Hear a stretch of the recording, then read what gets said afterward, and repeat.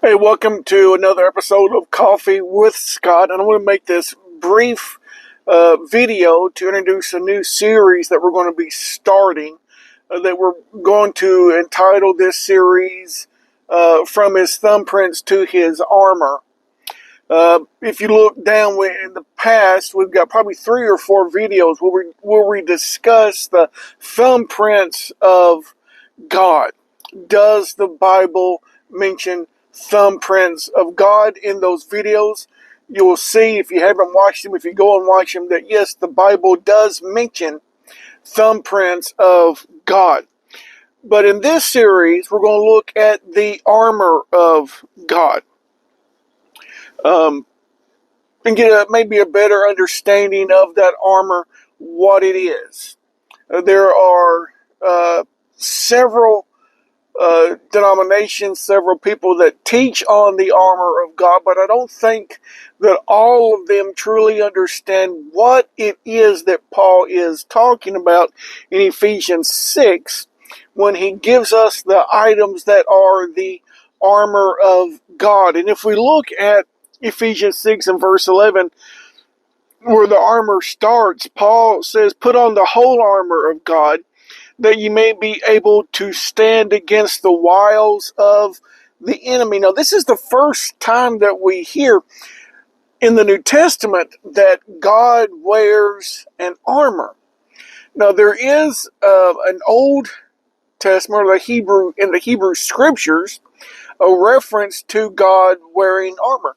And if we're not careful, we will read right past that when we're doing our Bible reading, because we're not looking for it, possibly when we read it. But in Isaiah 59, Isaiah is going to mention 2 pieces of this armor that Paul says that we are to put on. In Isaiah 59:17, it says, "For he put on righteousness as a breastplate, and a helmet of salvation upon his head." And he goes on to mention a couple of other items that God wore. Of course, this is all imagery. And even when we're reading Paul's account of the armor, or his detail of the armor, that also is imagery. But I want to establish first that God does wear these pieces of armor. And Paul says, put on the whole armor. Well, if we look at just those 2 words, whole armor, right away, this mentions and goes back to warfare. The Greek words and the Hebrew equivalent of those words equate to weaponry or tools that God uses in warfare. Now, me saying it this way may seem strange to you because maybe we don't really equate, even though we read in the scriptures that God fights. He fights for us. It may not always be in the forefront of our mind all the time when we think about who and what God is. But I want to just go back for a moment to where Paul says, put on the whole armor. That means we are to put on every piece of that armor. Now, as I said earlier, there are those that teach or preach about the armor of God, but they may not understand exactly what that armor is or what style of armor the Apostle Paul is talking about when he instructs us to put on the whole armor of God. Now, churchianity or mainstream Christianity, when they talk about the armor of God, they want you to picture it as a Roman soldier's armor. But in reality, that's not what Paul is describing when he talks about this armor of God. We have to remember that the Roman soldier, the Roman government, was a despised government in the territories that it had conquered. In those countries it had conquered, the people weren't thrilled that the Roman government had invaded and conquered their lands. So the Roman soldier was a hated and despised individual. So you have to ask the first question is, why would Paul, when talking about the armor of God, liken it unto the uniform or the armor of a hated and despised individual? I don't think that the Apostle Paul would have done that. Number two, why would he liken the armor of God to something that a pagan would wear, a sun worshiper, a false god worshiper would wear? So, and going into this series, and I have an image, I want us to understand that the armor is not that of a Roman soldier, but the armor that the Apostle Paul is describing is going to be priestly garments. An armor of God, the armor that God designed, an armor that God wears. Even in Revelation, when John says he saw a figure with the menorah, wool hair, and had a girdle and a breastplate on. He's describing Yeshua, and Yeshua is wearing pieces of this armor. But I want us to look at, just for a minute, and so that you get an understanding of where I'm coming from, in Numbers chapter 4, in verse 30, if you want to go there, when it's talking about people serving in the tabernacle. It says this, from 30 years old and upward, even into 50 years old, shalt thou number them, every one that entereth into the service to do the work of the tabernacle of the congregation. He's talking about the priest and the Levites, those that are going to be taking care and going through the duties at the tabernacle. But he uses this word that entereth into the service to do the work of the tabernacle. Now, this word service that is used when it's talking about these people, this word service means that which goes forth. It is speaking of an army. It is speaking of warfare. It is speaking of going out to war.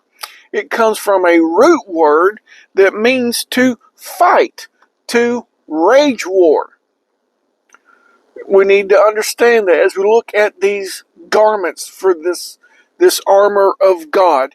So the people in the tabernacle, when it gets down to verse 30, the word service changes. And I'll show you that, because where it says into the service, okay, so into the warfare, into the fighting, into the going to war, into waging war, to do the work. This word work in the verses before verse 30 and verses after verse 30, the word that's translated as work in verse 30, in every other verse that it translates it, it is translated as service. When it talks about their service, so that means to do the things they're doing. The things they're doing. So, what is verse 30 saying? It's those that work in the tabernacle, as they enter in to do warfare, in what they are working at, what they are doing, they are fighting. They are going to war in that tabernacle. It is speaking of a spiritual warfare. Well, if you go to Ephesians 6, this is what Paul is all talking. He's leading up to it when he says, put on the whole armor, the complete armor of God, so that you may be able to stand against the wiles of the devil. That's spiritual warfare. Now, I want you to also understand, as we prepare to go into this series, that this word devil, uh,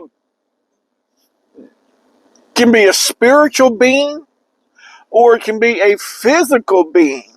It can be a person, a situation, or a spirit that you are fighting spiritually. Something that's trying to hinder you in your walk with God, and is trying to cause you to stumble, to fall, to not make it.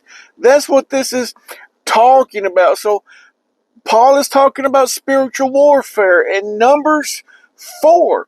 It's talk in verse 30. He's talking about people going into a spiritual warfare and working in the tabernacle. Well, what does Paul say at one place? Paul says, "Do you not understand that your body is the temple of God?" The only thing that changed is the instruments that were in that tabernacle transitioned from a tent to a fixed position, to a building. The warfare was still going on at the time. So we see that in Ephesians, and we're just here hitting some highlights and stuff, but in Ephesians, Paul instructs the people to put on the breastplate of righteousness. In Isaiah, it mentions that God put righteousness on as a breastplate.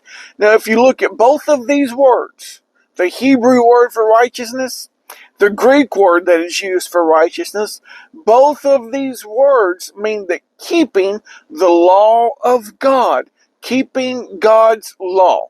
Now, before we go any further, you also need to also understand there is a separation. There is the law of Moses, that law that was written in scrolls. It's called the book of the law. There was that. They're not talking about that. He's not talking about keeping this book of the law. He's talking this righteousness, word righteousness, is talking about keeping the commandments of God, the law of God. That law that God wrote with his finger into those tablets of stone, that he instructed them, put that in the ark and cover it over with the mercy seat. We're talking about keeping that law. So even in Isaiah, when it says that God wore righteousness as a breastplate, God's keeping his own law.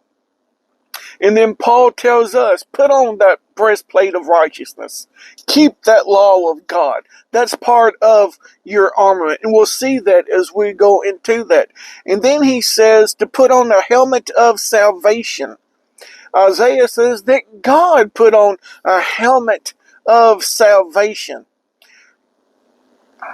We're going to look more at that helmet of salvation, not today, but we're going to talk about that. He talks about the belt of truth, having your feet shod with the preparation of the gospel of peace, carrying a sword, carrying a shield. All these things we're going to look at. We're going to look at what the Bible says that these items are. And remember, they're not the armor or the items of a Roman soldier, but they are the garments of that high priest. Who is our high priest now? Yeshua is our high priest. Yeshua wears these garments. So I encourage you to look for these videos that will be coming out, one every week, as we go through these pieces of this armor of God. I want you to join me and participate in the discussion.